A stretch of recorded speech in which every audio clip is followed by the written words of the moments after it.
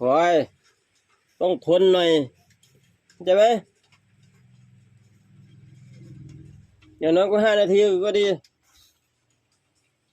นิ่งไว้ลูกนิ่งไว้นิ่งไว้แต่ใครนิ่งไว้ลูกนิ่งไว้นิ่งไว้คอยก่อนนะเข้าใจไหม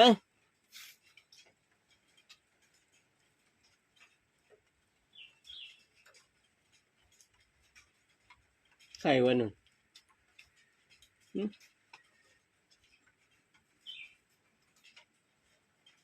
นิ่งไว้คอย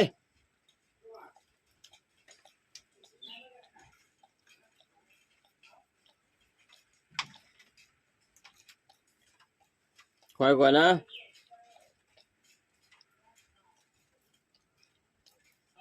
อยู่ดีนะคอยก่อนเดี๋ยวพ่อไปธุระแป๊บนึง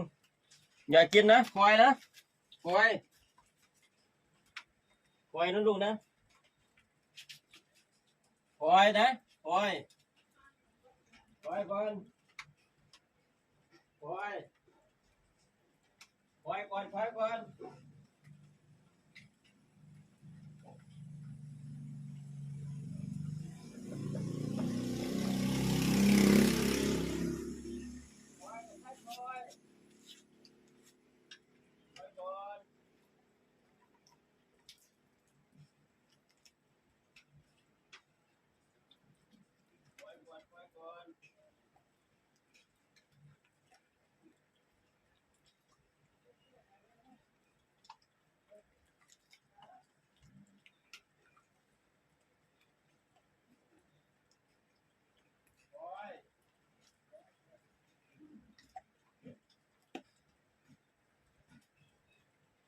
ให้คอย